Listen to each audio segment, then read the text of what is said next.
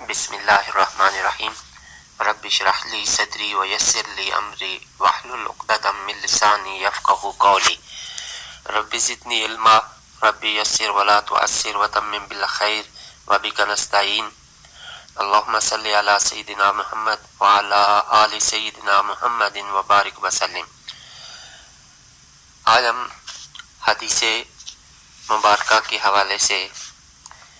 کچھ ٹاپک ہیں، ہر ٹاپک پہ روزانہ ایک ٹاپک پہ حدیث طیبہ جو ہے وہ پیش کی جائے گی۔ آج کا ٹاپک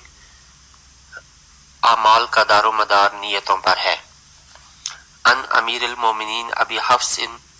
عمر بن الخطاب رضی اللہ تعالی عنہ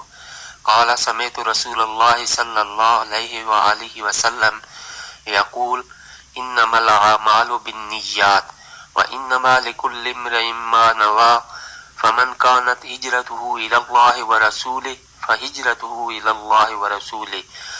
ومن كانت هجرته للدنيا يصيبها او امرأة ينكحها فهجرته الى ما هاجر اليه۔ یہ بخاری شریف اور مسلم شریف کی متفق علیہ حدیث طیبہ ہے۔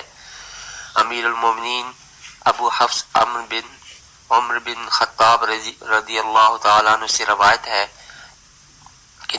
میں نے نبی کریم صلی اللہ علیہ وسلم کو فرماتے سنا، اعمال کا دار و مدار نیتوں ہی پر ہے،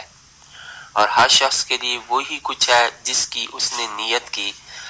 بس جس کی ہجرت اللہ تعالیٰ اور اس کے رسول صلی اللہ علیہ وسلم کی جانب ہے تو اس کی ہجرت اللہ تعالیٰ اور اس کے رسول صلی اللہ علیہ وسلم ہی کی جانب ہے، اور جس کی ہجرت دنیا کے لیے ہے اسے کمائے یا عورت کے لیے ہے کہ اس سے نکاح کرے تو اس کی ہجرت انہی کی جانب ہے۔ یعنی جو نیت ہوگی،